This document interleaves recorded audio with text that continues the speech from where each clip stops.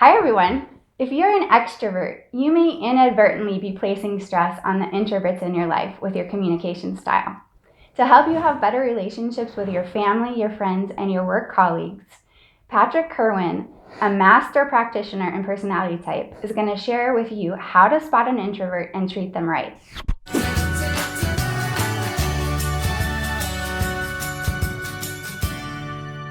The tool that you use to determine personality type is the MBTI. That's right. What is that? So the MBTI stands for the Myers-Briggs Type Indicator assessment, and it's a personality assessment that asks you a series of questions to try to get at your natural personality style.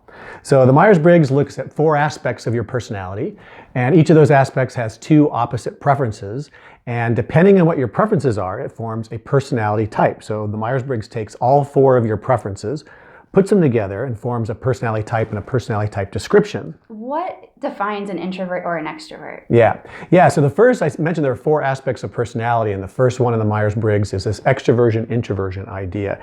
And the MBTI uses shorthand. They use E and I for those words. And in everyday language, we tend to think of extroverts as being talkative or outgoing or so socially comfortable, things like that, right? And we tend to think of introverts every day as being kind of quiet, shy, sometimes insecure, not comfortable around people. And the Myers-Briggs definitions are actually quite different from that because it's really about your source of energy and where do you find your natural energy going. So people with a preference for extroversion usually describe getting energized by being around a lot of things, a lot of people, a lot of activities. And they will say they just find their energy naturally being drawn outward towards a lot of things, a lot of people, a lot of activities. For people with a preference for introversion, these are people that usually describe being energized by a lot of ideas, thoughts, reflections that take place internally. And they will say that they find their energy being drawn internally. And people with a preference for I will say when they have an idea to work out, they usually work it out most productively by thinking it through.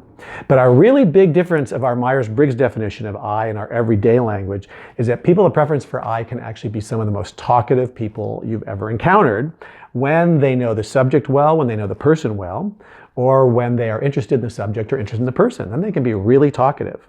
So being able to talk is not something that is just an attribute of extroverts. Okay, introverts can be very talkative. But when I's don't know the subject, don't know the person, aren't interested in the subject, are interested in the person, that's when you see them be more quiet. What are some telltale signs that someone is an introvert? Yeah. So a lot of times people think, oh, the introverts must be the ones that are really quiet or not talking. Like I said, that's not always the case. Mm-hmm. So what you really want to kind of listen for and tune your ear for is what is a person talking about and with whom? So what you will find is that when people with a preference for introversion don't know the people or don't know the subject, that's when you kind of can spot the introversion, because that's when they'll tend to be more quiet, because again, it's new, they're still processing their thoughts, okay? But when when you're with someone that you know well, or you're at work with people that you know well, and that's not always the case. You can't always spot an introvert that way. So you want to tune your ear to what are they talking about and with whom. So at work, you will hear introverts being very talkative because they know their stuff and they want to share it, but usually they're talking about one thing in great depth. Okay. And contrasting to an extrovert, who usually is an extrovert, starts talking about something, they'll start talking about this with you, and then they'll say, oh, that reminds me of another thing, and they'll start talking about this, and they'll cover several different subjects. Mm-hmm. And extroverts will usually, gain that great depth of conversation. What are some habits and some practices that people can use with introverts to really respect the style? What do they need? Yeah. So one of the first things I would say is, if you're an extrovert, is to try to really understand introversion, because sometimes I think it's a hard thing. We just think, oh, they're quiet. And it's really more than that. It's really about this, where does your energy go and need to go? Mm-hmm. And so to try to get an understanding of that. And so sometimes when I'm working with extroverts, I'll say, think about being in the middle of your most engaging conversation where you are talking, the other person's talking, you're adding on to each other, and you just have all this energy going. And then all of a sudden someone comes up to you and just stops you. And this is a thing that introverts have to deal with every single day because life is very extroverted. Mm-hmm. So they constantly have interruptions, people adding on to their sentences, things like that. So being really conscious that they really need some time to go inside to kind of collect themselves and collect their thoughts. So I'll give you a really tangible example. So my partner has a preference for I have a preference for E. He has a job that he does a lot of extroverting because he talks to people all day long and things like that. And so at the end of the day, I know he's trying to be a good partner in a relationship and having a conversation, but I also can tell from his day that he's really, really tired. And so I get it. Like, as I have a preference for extroversion. If I need to extrovert and he can't, I can go extrovert with you, or there are a million people I could go extrovert with. But for him to introvert, he needs to do that on his own, right? So as an E is to really understand that need for them to really have some inner time. And so some tips are to give introverts some space. And that's what I do with my partner. Is at the end of that day, I'll just say, even though he's trying to engage, I'll say, you know what, why don't you go take a little introverted time and just do what you need. And then when you're ready, come back and we can have a conversation, because I know you've had a really big day, right? And that just means a lot to introverts, to not feel that pressure, to extrovert. So that's one. Another one is just when you're talking to an introvert, is to watch how often you do interrupt or add on to, because it's a really natural thing for E's to kind of jump in or things like that. And it's so disruptive to the inner thought process of an introvert. So really pulling back. And also watching what I'll call like extroverted humor, because especially when people are new to the Myers-Briggs and they figure out that they're an E and another person's an I, they can start to get into this thing. They'll ask a question and then the introvert will take 5 seconds to get their thoughts and be like, oh my God, there you go again, taking forever, ha ha ha. And extrovert thinks that's hilarious. And then introverts will be like, that's not funny. Like, we've heard that our whole lives, that we're taking too long, we're too slow, we're disengaged, when none of those things are true.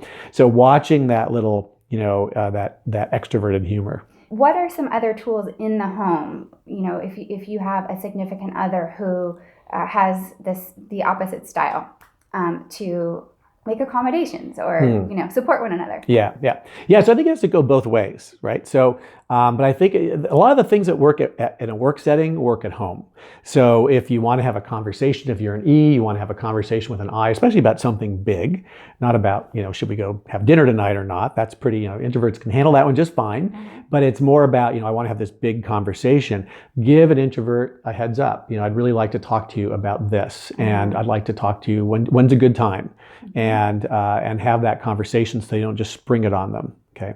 Again, introverts are perfectly capable of talking, but especially for high stakes things, sometimes they want to really get their thoughts together.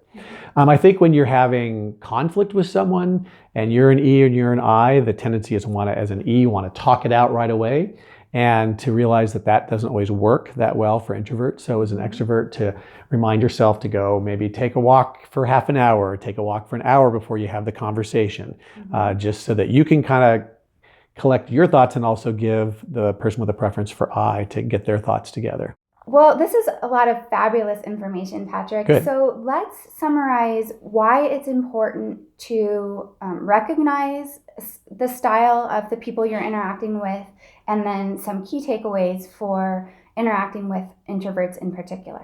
Yeah. So the main takeaway on E and I is just to remember that it's about your source of energy. Do you find your energy getting pulled outward, or do you find it getting pulled inward? So that's kind of the first thing to remember. And then in terms of techniques, especially if you have a preference for E, is just to really remember that introverts have a different pull of energy than you do. And to remember some of those things that we talked about in terms of giving introverts space, maybe asking a question and letting them have time to think.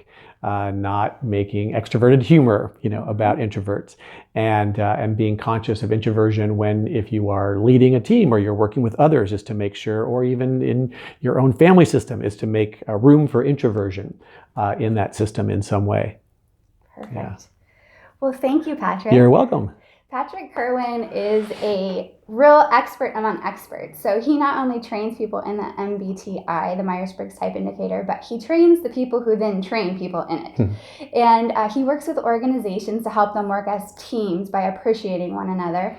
And then he's got a really, really fun book, and it's called True Type Tales, and it's about how personality type actually works in the real world. And I'm going to put the links to those things in the description below, to his website and to his book, so make sure you check those out.